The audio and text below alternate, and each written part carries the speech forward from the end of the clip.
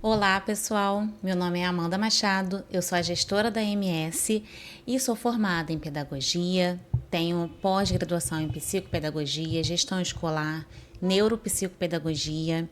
Atualmente sou a gestora da MS e também trabalho no município aqui de São Gonçalo, localizado no Rio de Janeiro, como orientadora pedagógica.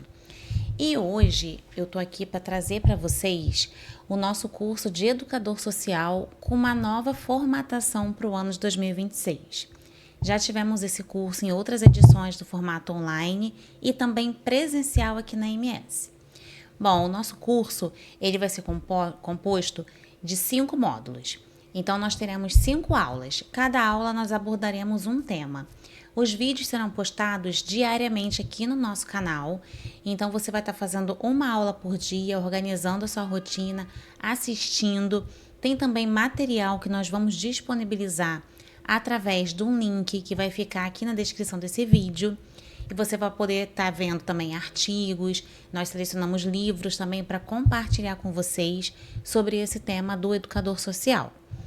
E depois que você assistir as 5 aulas, tiver esse conteúdo em mãos que está disponibilizado no nosso Drive, você vai mandar um e-mail para a MS com uma atividade que eu vou passar para vocês no nosso último vídeo, onde vocês vão estar fazendo uma atividade, enviando para o nosso e-mail para ter direito a receber o certificado de formação do educador social no seu e-mail, no formato digital, totalmente gratuito. Então não perca essa oportunidade e não se esqueça de, antes de começar a nossa aula, você se inscrever no nosso canal e deixar o seu like. Bom, vamos começar. Educador social. Primeira pergunta, né? Quem é o educador social no contexto atual?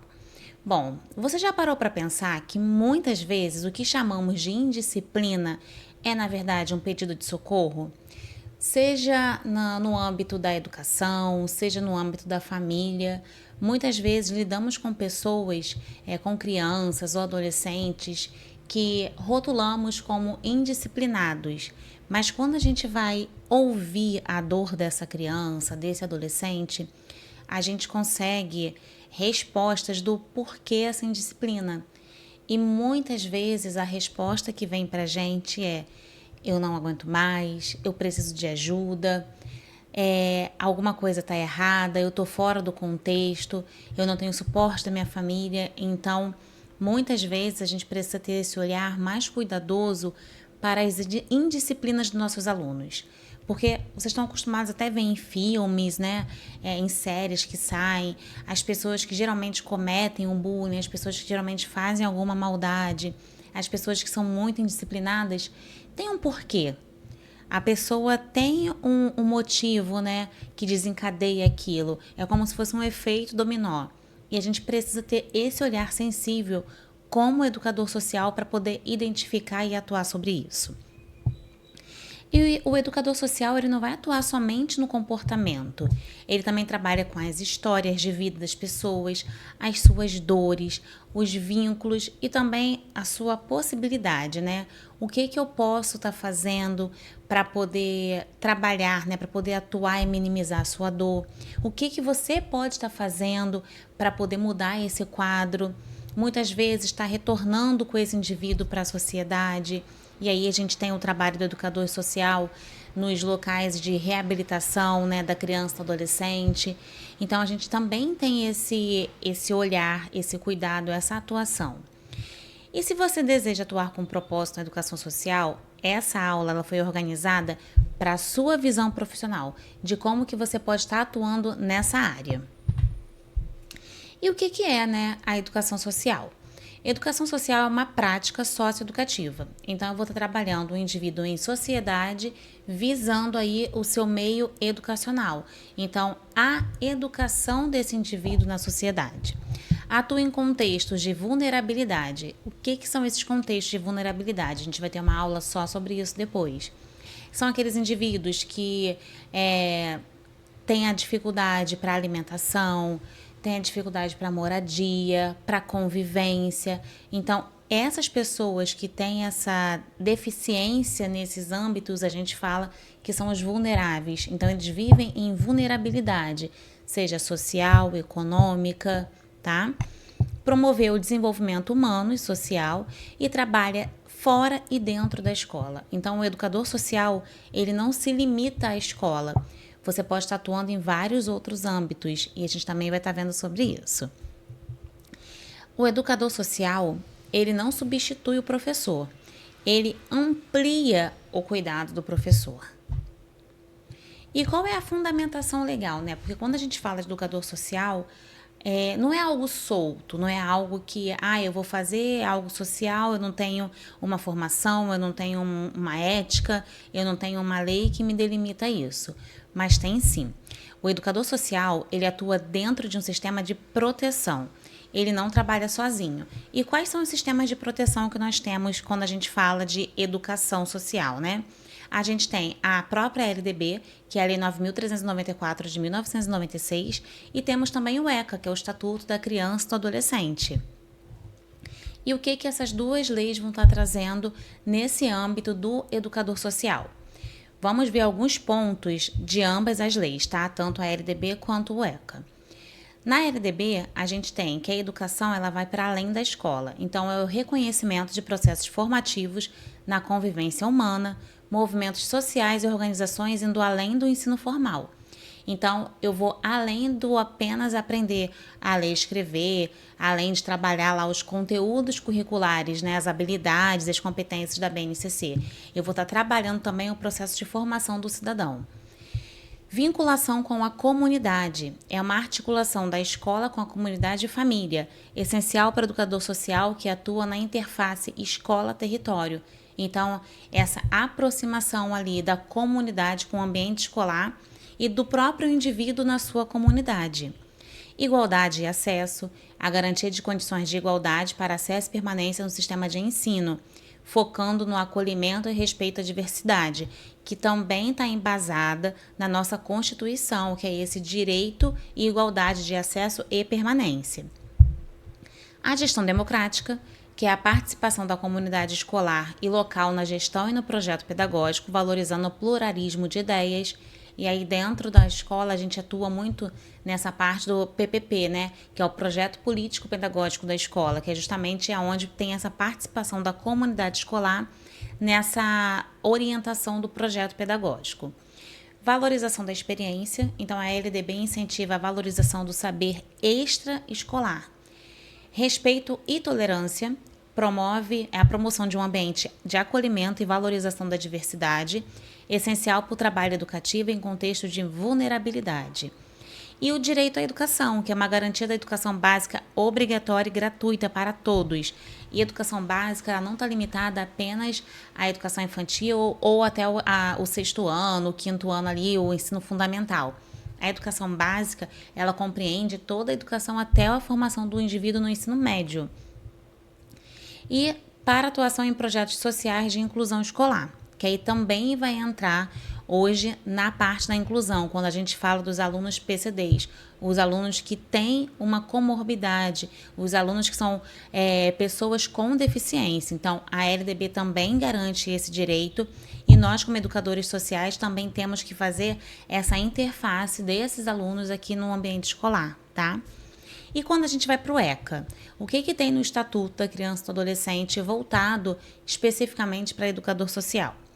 A proteção integral e prioridade absoluta. A criança e o adolescente são pessoas em condição peculiar de desenvolvimento, merecendo proteção máxima contra negligência, exploração e violência.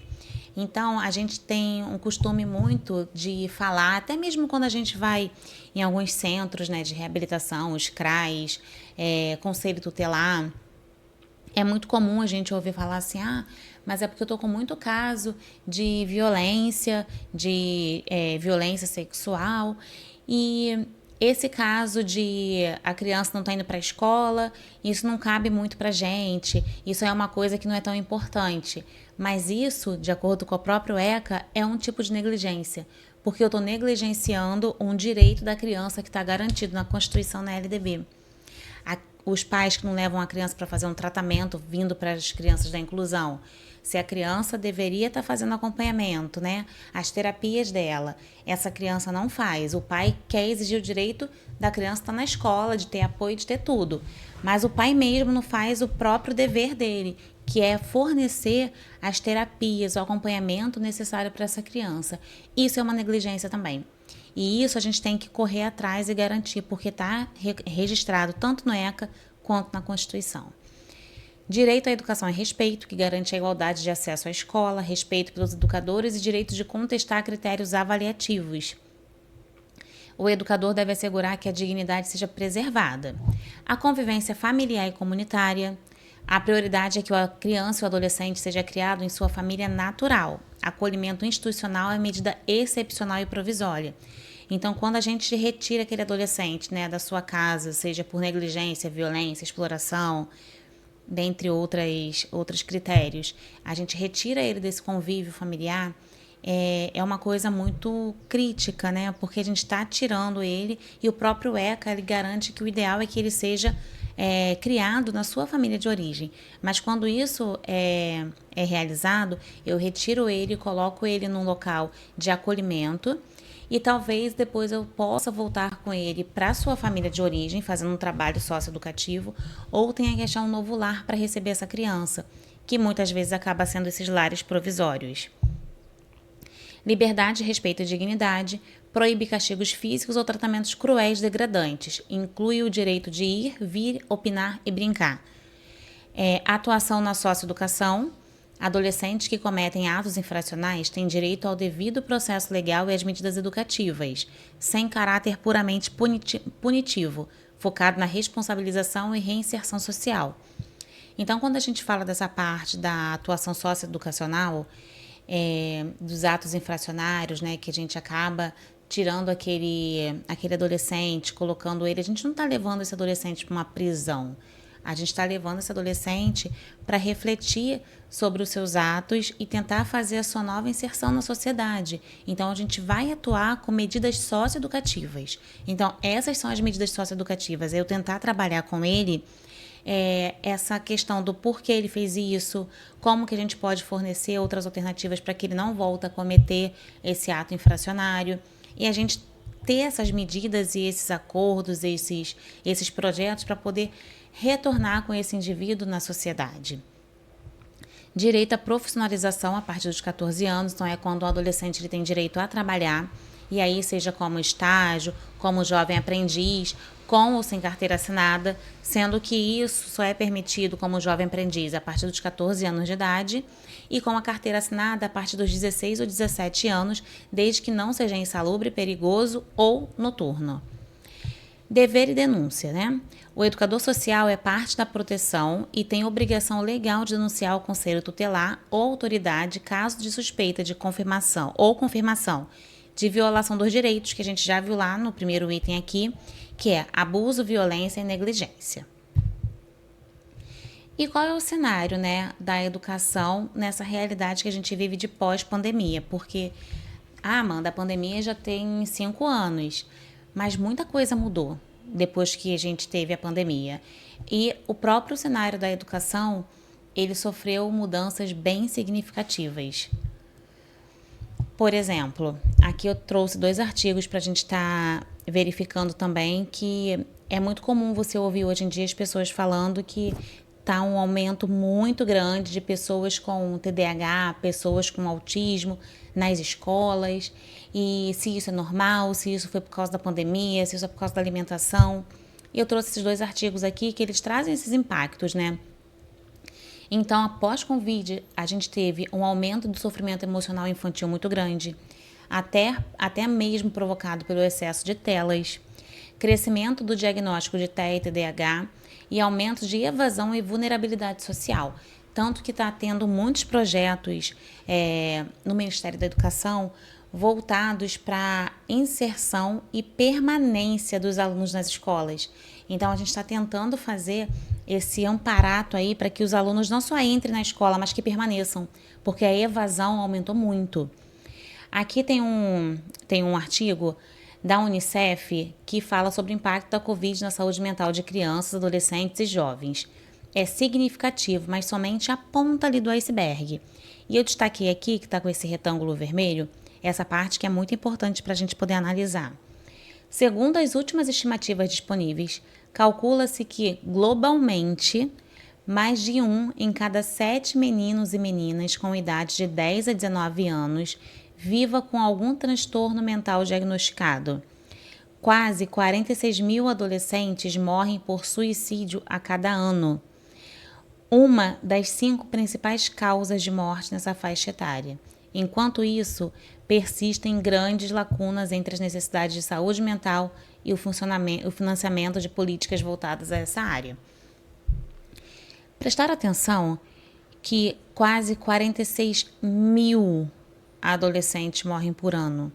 Gente, 46 mil, imagina, 46 mil, vocês sabem que eu sou do Rio de Janeiro, né? E acredito que mesmo outras pessoas assistindo de outros lugares do Brasil, vocês conhecem ou já ouviram falar do Maracanã, que é o estádio que nós temos aqui no Rio de Janeiro, um estádio bem famoso, né, mundialmente. 46 mil é quase o Maracanã lotado. O Maracanã deve dar aí os seus 60 e poucos mil pessoas hoje. Então imagina, é quase o Maracanã desse cheio de adolescentes que morrem por ano. É muita coisa. E o que nós, como educadores, não só educadores sociais, mas educadores de modo geral, a gente está fazendo também para poder impedir que isso aconteça? E o que as políticas públicas, né, os nossos políticos estão fazendo para isso mudar?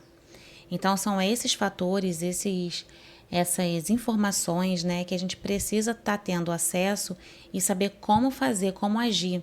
E o educador social, ele tem um papel fundamental nessa parte da saúde mental, porque esse sofrimento emocional trazem grandes consequências, principalmente nos adolescentes que estão aí com seus hormônios aflorados. E um outro artigo que eu trouxe aqui para vocês é sobre, para a gente poder entender o crescimento dos casos de autismo e TDAH. Claro que a gente não tem ainda uma explicação científica sobre isso, mas só para a gente entender que a gente sempre ouve falar isso, está aumentando muito. Será que realmente está aumentando? Por exemplo, aqui tem uma parte desse artigo que está assim, essa aparente, no segundo parágrafo, né? Essa aparente explosão de casos levanta dúvidas. Será que as condições estão realmente mais frequentes ou apenas mais reconhecidas pela medicina?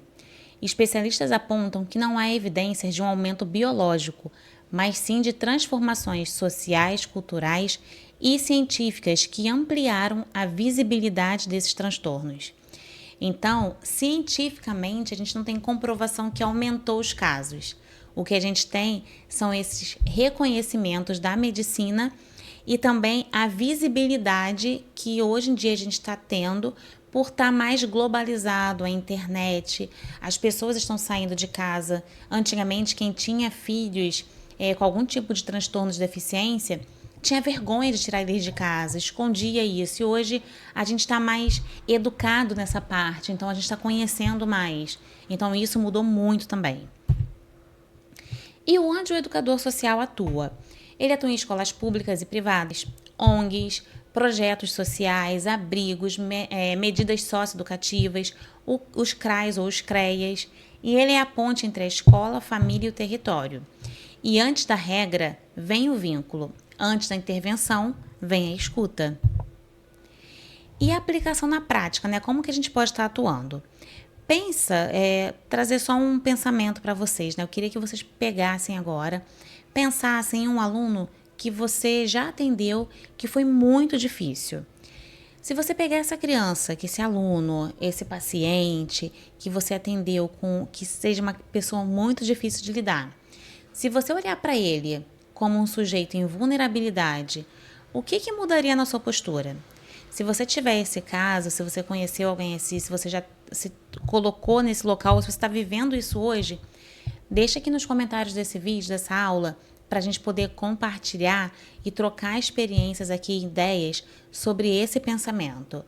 um aluno difícil que você já atendeu, se você olhar para ele com esse olhar de vulnerabilidade, tentando entender esse sujeito construído socialmente, o que mudaria na sua postura?